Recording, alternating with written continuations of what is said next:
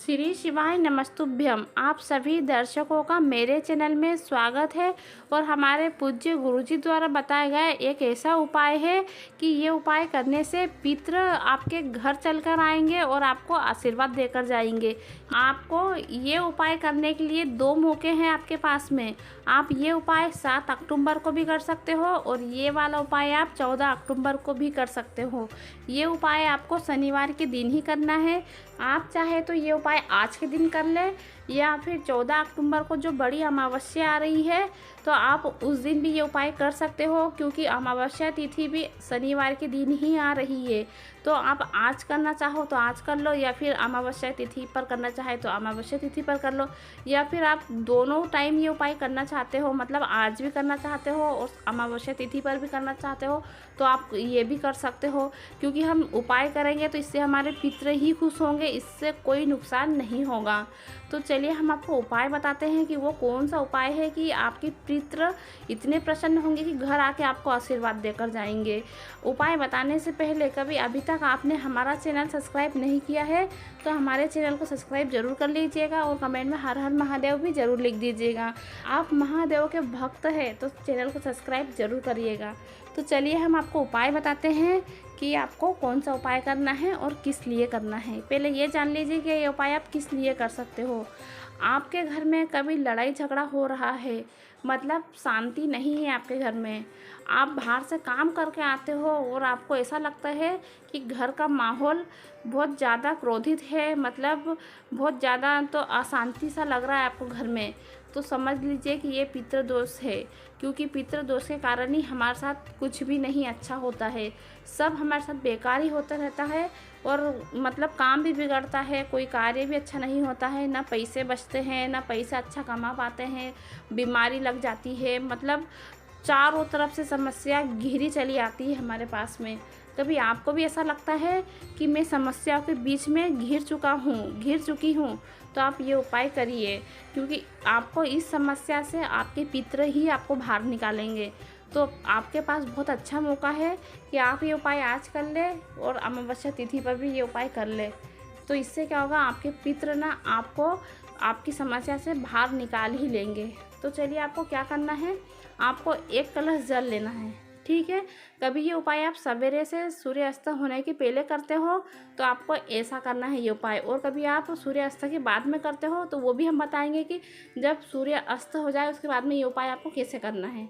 तो चलिए आपको क्या करना है, 1 कलश जल लेना है और उसमें कच्चा दूध डाल लेना है, ठीक है। और दूध आपको गाय का ही लेना है, ठीक है। और फिर आपको जाना है पीपल के वृक्ष के पास में। शनिवार के दिन भगवान विष्णु और माता लक्ष्मी, महालक्ष्मी का वास होता है पीपल की जड़ों में, तो आपको पीपल की जड़ में जल अर्पित करना है, कर दीजिए।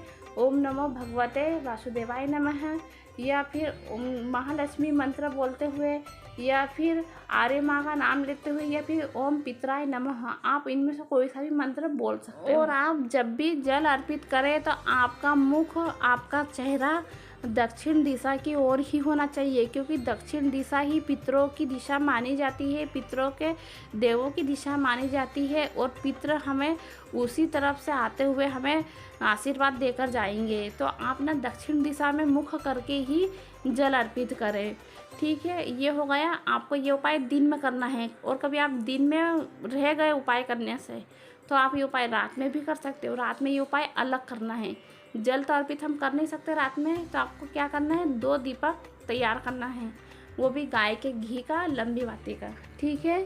आपको गाय का घी लेना है, आप चाहे तो मिट्टी के दीपक भी ले सकते हो और आटे के दीपक भी बना सकते हो, ठीक है। 2 दीपक तैयार कर लीजिए लंबी बाती का, और घी आपको गाय का ही होना चाहिए, या फिर आप काली तिल का तेल भी ले सकते हो, ठीक है। आप 2 में से कुछ भी ले सकते हो। और फिर आपने दीपक तैयार कर लिया। सबसे पहले आपको दीपक ना अपने घर की दहलीज पर रखना है।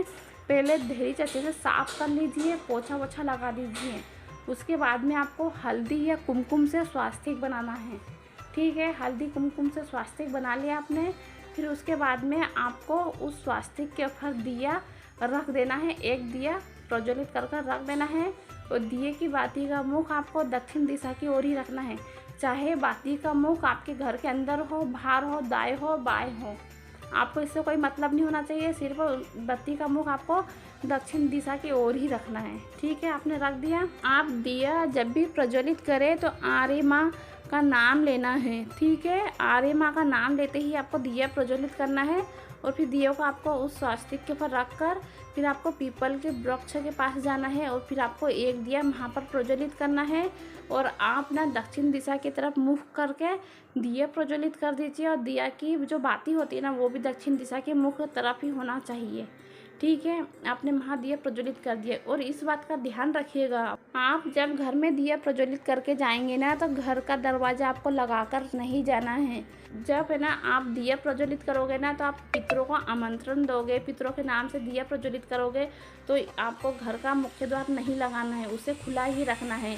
उसके बाद में ही आप पीपल के वृक्ष में दिया लगाने जाएं। ये बहुत ही विशेष उपाय है, तो आप ये उपाय आज के दिन भी करके देख लीजिए और आप अमावस्या तिथि है ना, अमावस्या तिथि के दिन भी करके देख लीजिए।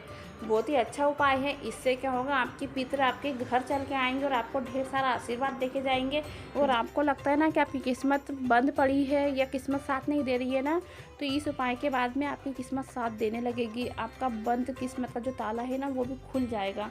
तो बहुत ही अच्छा उपाय है, ज़रूर करके देखिएगा। आपको आज का उपाय कैसा लगा? अच्छा लगा हो तो लाइक ज़रूर कर दीजिएगा, कमेंट में हर हर महादेव ज़रूर लिख दीजिएगा। और अभी तक आपने हमारा चैनल सब्सक्राइब नहीं किया है तो चैनल को सब्सक्राइब ज़रूर कर लीजिएगा। हर हर महादेव।